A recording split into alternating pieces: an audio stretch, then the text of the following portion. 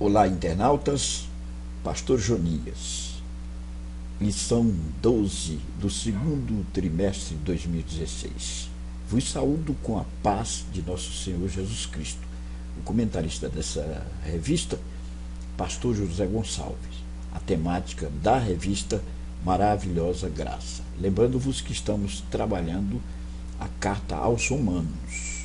Pastor Jonias da Costa Feitosa, este amigo que vos fala.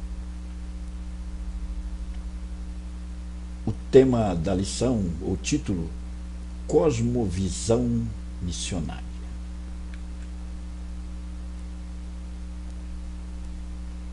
Uma visão de mundo, texto áureo. E desta maneira me esforcei por anunciar o Evangelho, não onde Cristo houvera sido nomeado, para não edificar sobre fundamento alheio. Romanos capítulo 15, versículo 20. A verdade prática: os crentes que foram alcançados pela graça e vivem pela fé em Jesus Cristo precisam ter uma visão missionária, amorosa e abrangente. O objetivo geral da lição mostrará que os crentes que foram alcançados pela graça precisam ter visão missionária. Cosmovisão missionária. O apóstolo Paulo coloca em xeque no capítulo 15 da carta aos Romanos a sua visão no mundo missionário e ostenta a necessidade de se ter uma visão missionária, de se ter uma cosmovisão, ou seja, uma visão de mundo missionário. Agora o apóstolo deseja expor o que estava em seu coração, o desejo de levar o evangelho da graça de Deus às terras ainda não alcançadas. Os crentes de Roma, membros de uma igreja que fez o mundo inteiro ouvir os ecos de sua fé, Romanos 1 e 8, deveriam apoiá-lo neste empreendimento missionário. Todavia, para que seu intento fosse alcançado, ele sente a necessidade de explicar com maiores detalhes o seu projeto missionário. É o que vamos estudar nessa lição. Nós vamos estudar na parte 1 a necessidade de uma cosmovisão missionária. E vamos encontrar o texto em Romanos capítulo 15, versículos 14 a 21. E nos subpontos o propósito da missão, o agente da missão, a esfera da missão. Na parte 2, a necessidade do planejamento missionário. Romanos capítulo 15, versículos 22 a 29. Nos subpontos, estabelecer bases e estabelecer intercâmbios. Na terceira parte, a necessidade espiritual na obra missionária. Romanos 15, de 30 a 33. O capítulo 15 será estudado ao longo dessa lição, conforme vos disse. E aí nos subpontos 1 e 2 teremos a necessidade da cobertura espiritual e a necessidade do refrigério espiritual. Vamos até o nosso blog e vamos estudar a lição com meticulosidade. Vamos adentrar nos pontos, nos subpontos deste primeiro ponto, a necessidade de uma cosmovisão missionária. O apóstolo Paulo tem aqui o propósito de missão. O que o apóstolo tinha em mente quando reservou este espaço em sua epístola para tratar a respeito do seu projeto missionário. Paulo desejava que os crentes romanos compartilhassem do propósito de sua chamada, a conversão do mundo gentílico ao Evangelho. E aí nós temos o registro em Romanos capítulo 15, versículo 16. Algumas observações são importantes para ajudar no entendimento das palavras do apóstolo. Primeiramente, Paulo quer que a igreja o veja como alguém que estava prestando um serviço de grande relevância diante de Deus. Este é o sentido do termo grego leitougeo, ministro, usado por ele aqui. Em segundo lugar, Paulo desejava também que os crentes tivessem consciência de que esse serviço é um sacrifício do qual Deus se agrada. Esse é o sentido do termo grego hierogonta, servir como sacerdote, usado para se referir às cerimônias do sacrifício levítico. Paulo era um sacerdote de Deus a serviço da obra missionária e desejava que os crentes se unissem a ele. Ele foca esse projeto de missão, e tem como propósito estabelecer suas bases na igreja de Roma. Primeiro, indo até Jerusalém, com um propósito filantrópico, e depois indo a Roma, com um propósito missionário, formar ali suas bases e, posteriormente, se projetar para a Espanha. O que não aconteceu. Paulo nunca chegou à Espanha. No subponto 2, o agente da missão. O apóstolo diz que o seu ministério de evangelismo era instrumentalizado pelo Espírito Santo, e aqui ele é o agente de missão, o Espírito Santo. O ministério de Paulo foi marcado pela atuação do Espírito Santo. 1 Coríntios capítulo 2, versículo de 1 a 4. Não há movimento missionário que se sustente sem a participação efetiva do Espírito do Senhor. É Ele que traz o poder de convencimento ao mundo perdido e a prova de que Jesus Cristo continua vivo. Em palavras mais simples, as credenciais de um ministério autêntico são dadas pelo Espírito Santo. O movimento pentecostal é uma prova viva de que o Espírito Santo é a mais poderosa força geradora. O Espírito Santo é que convence, é que dá a ousadia, que dá a impulsão, que dá o convencimento, que dá o desejo, que dá a impulsão para se fazer missão. O termo missão vem do latim mittere, que significa deixar ir, se deixar ser enviado. É através do Espírito Santo, que é o agente de missão, que nós temos o desejo de ser enviado. Aleluia! Oh, glória! O verdadeiro missionário arde no seu coração o desejo pelo fogo do Espírito de fazer missão. No subponto 3, a esfera da missão. Paulo informa aos romanos que pregou o evangelho desde Jerusalém até ao Ilírio. Um mapa da época nos permite ver que esses eram os pontos extremos do mundo alcançado por Paulo. Agora ele precisava ampliar a esfera do seu projeto missionário, pois não queria pregar onde outros já tivessem pregado. Romanos capítulo 15, versículos 20 e 21.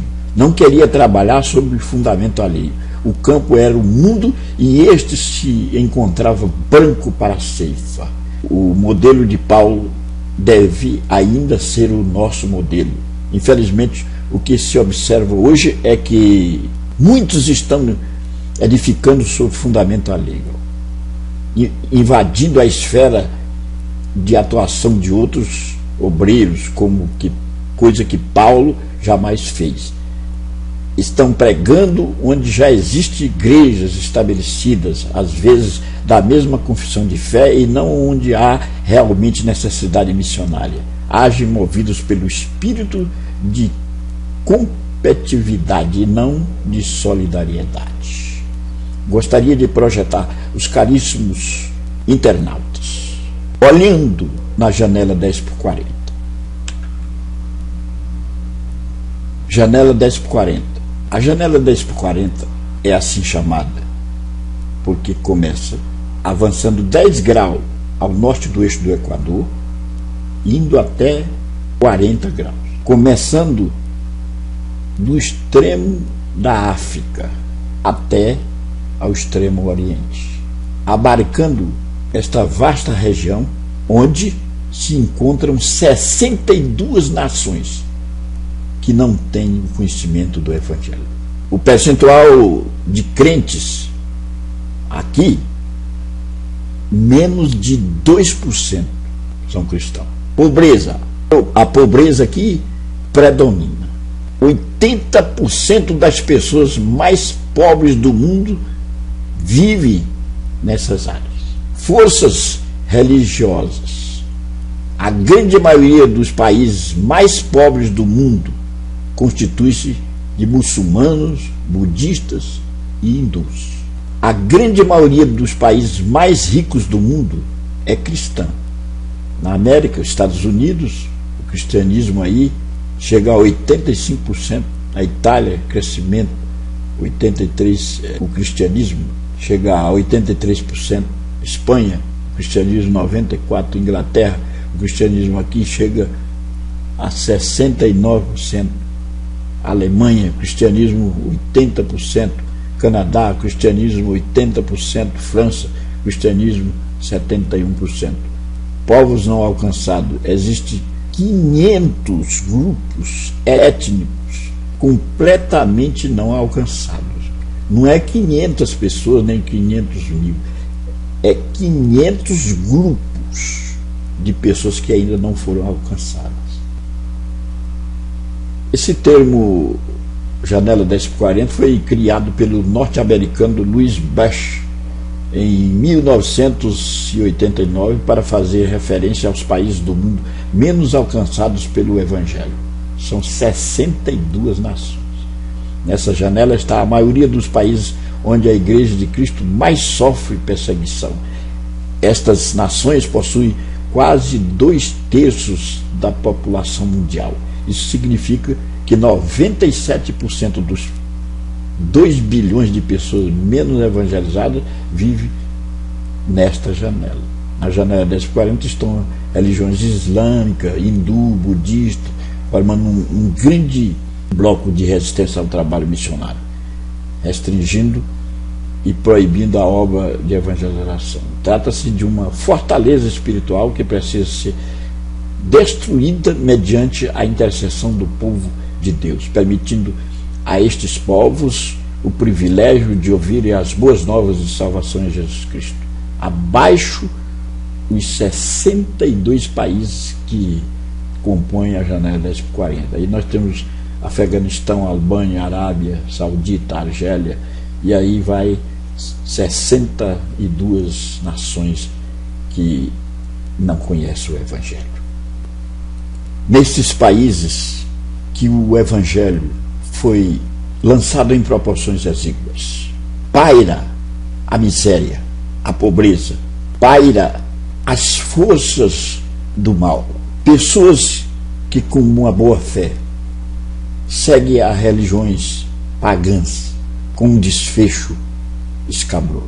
Como missionários, como crentes, nós temos a responsabilidade de estender o nosso olhar e enxergarmos a necessidade da pregação do Evangelho.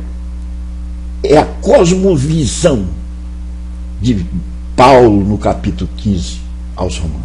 Precisamos viabilizar projetos, abrir mão de algo que nos é peculiar para desenvolvermos a obra missionária. Aleluia. Todo crente precisa sentir essa necessidade, a necessidade que sentiu Paulo de desenvolver um projeto, de ir a lugares longínquos e levar a palavra do Cristo, tão necessário para que aconteça a salvação. A parte 2, a necessidade do planejamento missionário. Estabelecer bases. Um dos princípios básicos da implantação de um projeto evangelístico é feito primeiramente com o estabelecimento de uma base missionária, um ponto de apoio. Paulo sabia que o projeto só teria sucesso se a igreja de Roma se tornasse um ponto de apoio. Quando partir para a Espanha, irei ter convosco, pois espero que de passagem vos verei e que para lá seja encaminhado por vós, depois de ter gozado um pouco da vossa companhia. A expressão seja encaminhado por vós traduz o termo grego propempto, que ocorre 9 vezes no Novo Testamento. Essa palavra, segundo o léxico de Bauer, significa ajudar na jornada de alguém com alimento, dinheiro, com companheiros e meio de viagem. Não se faz missão sem esse tipo de apoio. Paulo, aqui na cidade de Corinto, na casa de Caio, ele visualiza a obra missionária. Manda essa carta. Diz que vai passar por Jerusalém e posteriormente passará por Roma, onde espera ter o apoio para a projeção no seu projeto missionário. Ele vê, como nós vemos na atualidade, 3 tipos de missionário: o que levanta um clamor, que intercede, o que vai ao campo missionário e o que contribui. Não se faz a obra de missão sem a contribuição, sem o apoio, sem a intercessão e sem os pés daqueles que vão e levam a palavra. Aqui no subponto 2, estabelecer intercâmbio. Paulo não era um calouro na obra missionária, inexperiente, nem tampouco um aventureiro em busca de glória humana. Sua vida foi marcada pela entrega aos outros. Em breve, ele estaria abrindo outra frente missionária, mas antes deveria terminar outro empreendimento missionário já iniciado. Romanos capítulo 15, versículo 6. Paulo já havia estabelecido parceria entre as igrejas. Aqui o intercâmbio é feito entre as igrejas da Macedônia, a Acaia e a igreja de Jerusalém. A igreja mãe estava sendo ajudada pelas filhas. O ponto alto, ou síntese desse tópico: para que a obra missionária seja realizada com excelência, é necessário que haja planejamento. O planejamento é algo necessário na pirâmide da administração. Ele fica no vértice superior. A administração pode ser bem representada através de um triângulo. Nos 2 vértices inferiores teríamos a organização, o controle, e no superior teríamos o planejamento. Sem planejamento não se faz nada seguramente e com eficácia. No ponto 3, a necessidade espiritual na obra missionária, nos subpontos 1 e 2. Então, subponto 1, a necessidade da cobertura espiritual. O apóstolo Paulo, ao contrário de muitos que se aventuram na obra missionária, sabia da necessidade de uma cobertura espiritual. E aí entra a categoria de missionários que intercedem. Quantos missionários que estão no campo e que estão a perecer, a desvanecer e até a voltar por falta de um apoio espiritual, por falta de uma cobertura espiritual. Quando alguém debruça sobre essa necessidade e começa a levantar clamor, o Senhor ouve dos altos céus e impulsiona os missionários a ficarem nos campos de missão. A necessidade da cobertura espiritual é algo permanente.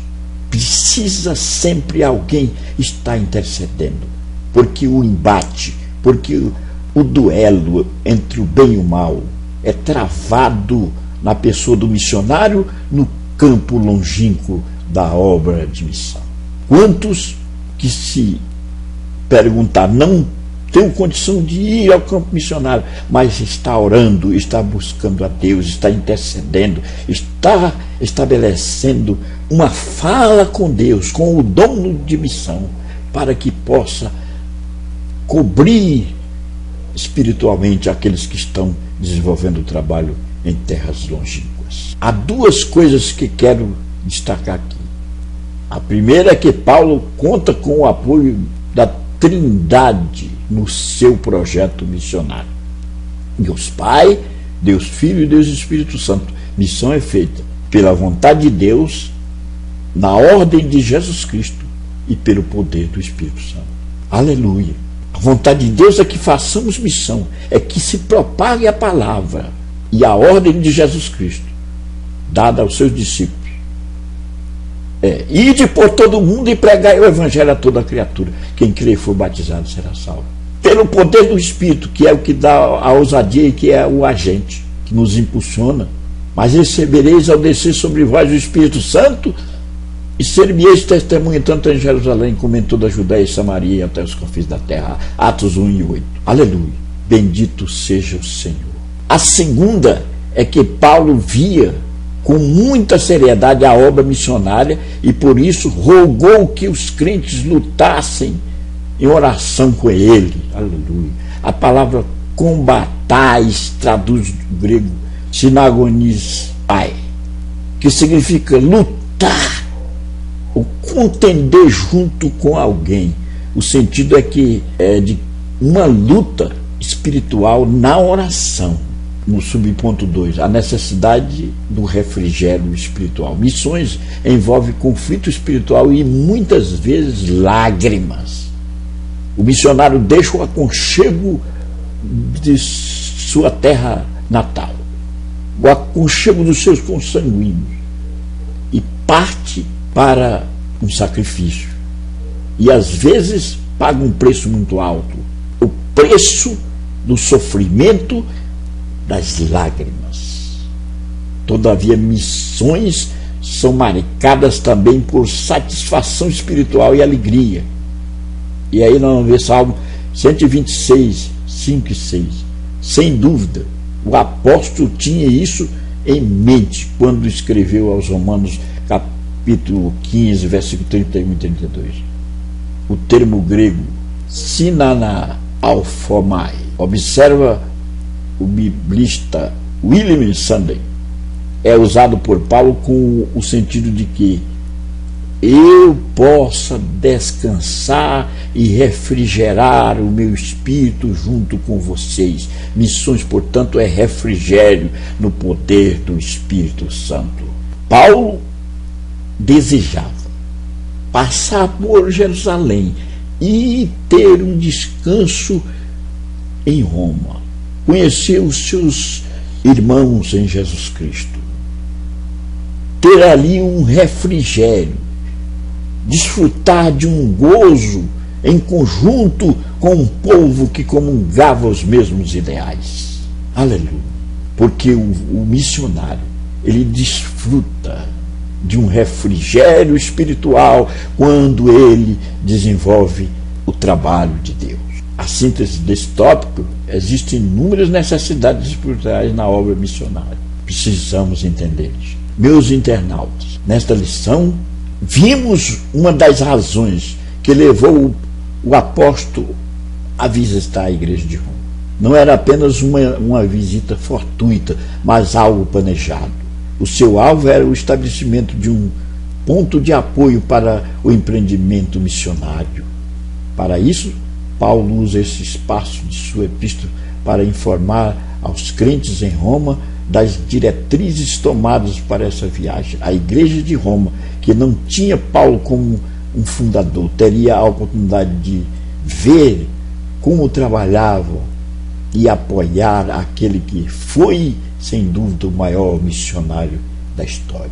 A respeito da carta aos Romanos, responda: o que Paulo tinha em mente quando reservou um espaço em sua epístola para tratar a respeito do seu projeto missionário? Paulo desejava que os crentes romanos compartilhassem do propósito de sua chamada, a conversão no mundo gentílico ao Evangelho. Romanos capítulo 15 e 16. O ministério de evangelismo de Paulo era instrumentalizado por quem? O apóstolo diz que o seu ministério de evangelismo era instrumentalizado pelo Espírito Santo. Quem é que traz o poder de convencimento ao mundo perdido à prova que Jesus Cristo continua vivo? O Espírito Santo. Quem é a mais poderosa força geradora de missão? O movimento pentecostal é uma prova viva de que o Espírito Santo é a mais poderosa força geradora de missões. Segunda lição, cite duas necessidades da obra missionária: a necessidade da cobertura espiritual e a necessidade do refrigério espiritual. Que Deus nos abençoe, que possamos ter uma cosmovisão missionária e irmos ao campo de missão e desenvolver o trabalho de Jesus Cristo.